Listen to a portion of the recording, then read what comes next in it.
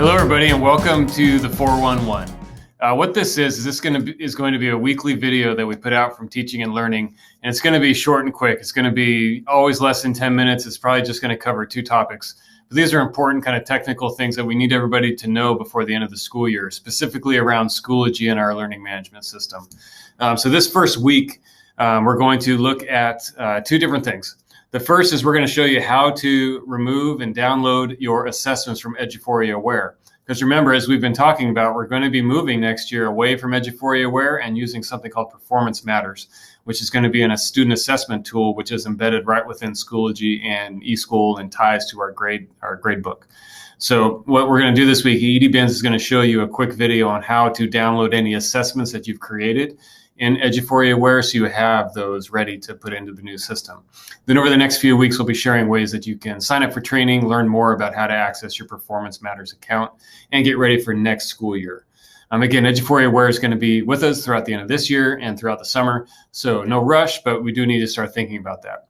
Also this week, Eric Folks from our Instructional Technology Department is going to be sharing a couple tips on the end of the year end of semester within Schoology.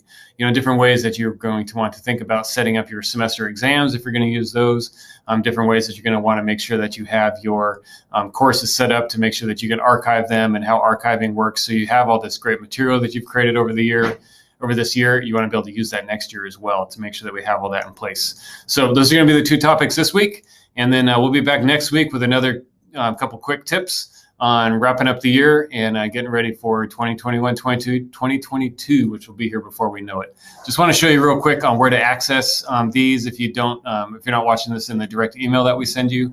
The 411 is going to be linked on our TNL Talk website, which you get an email to every week with great interviews from teachers around the district. But if you push right here on that 411 button, you'll go to our playlist, which will have all these videos that you might need later on. So thank you again for everything you're doing for our students this year. Thank you for your partnership with the Teaching and Learning team. And everybody have a great week. And now I'm going to turn over to EDBens, who's going to walk you through that Eduphoria Aware piece. Thank you. Have a great day. Hey everyone, we're here today to give you a few quick tips for retaining tests or test questions that you've created in Eduphoria Aware so you can reference them when creating assessments in our new assessment platform, Performance Matters. Access to Eduphoria Aware will end on July 31st. Be sure to take some time to save any quality tests or test items you think you'll want to reuse or reference next year. A few details before you begin. 1, we recommend you create a Google folder to organize your tests and test questions. And 2, think about how you plan to name individual tests or test items so that you can access them easily. The actions you'll need to take include going into Eduphoria Aware and selecting a test. If layout is an option for you, it most likely means you own the test and can actually download the entire PDF of the assessment and save it to your Google Drive. First, open the test, then select Layout and Print. A PDF will be saved to your download folder on your computer, which you can then move to Google Drive. One thing to note is that the default naming convention is test booklet followed by a number, so be sure to rename the test so that it's easy for you to locate later. If you do not own the test, but would still like to retain a question from an assessment, follow these steps.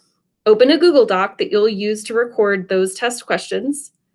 Open the test you're wanting to use, and then it's as simple as highlighting, copying, and pasting the test questions from Eduphoria Aware into the Google Doc. Both the PDF version and any text that's been copied and pasted into a Google Doc can then be copied and pasted back into Performance Matters when you're ready to recreate another test.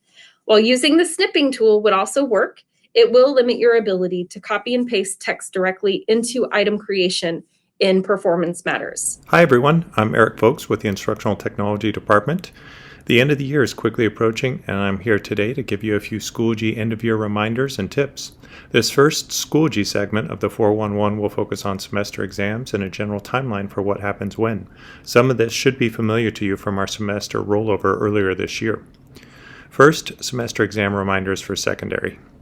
Semester exams are weighted 16% for high school and 10% for middle school in TAC. Marking periods 3 and 4 are weighted 42% each at high school and 45% each for middle school. If semester exams are built and delivered in Eduphoria, which is recommended, manually enter the grade and TAC as a semester exam to ensure that the weights are correct. Whether you use Schoology, Eduphoria, or something else for semester exams, all semester exam grades must be manually entered into TAC for the weighting to be correct. Do not use assessments in Schoology for your semester exam. If your semester exam is built and delivered in Schoology as a test or quiz, an assignment, a graded discussion, or something else, do not set it up as a midterm or a final in Schoology. Semester exam grades need to be manually entered into TAC for them to be calculated correctly.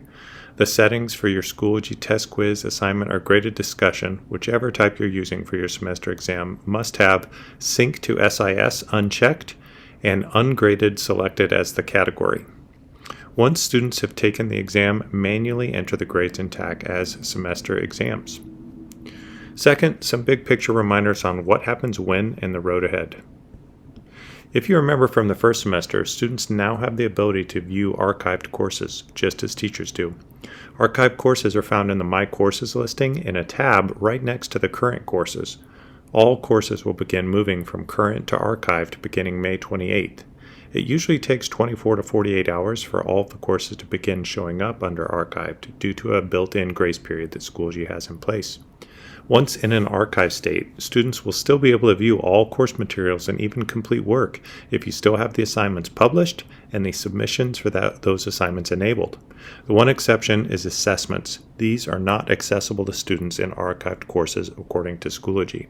Grade passback from Schoology to TAC will also function in an archived course, at least until TAC closes down and you have to submit a grade change form. More information on the timeline to come.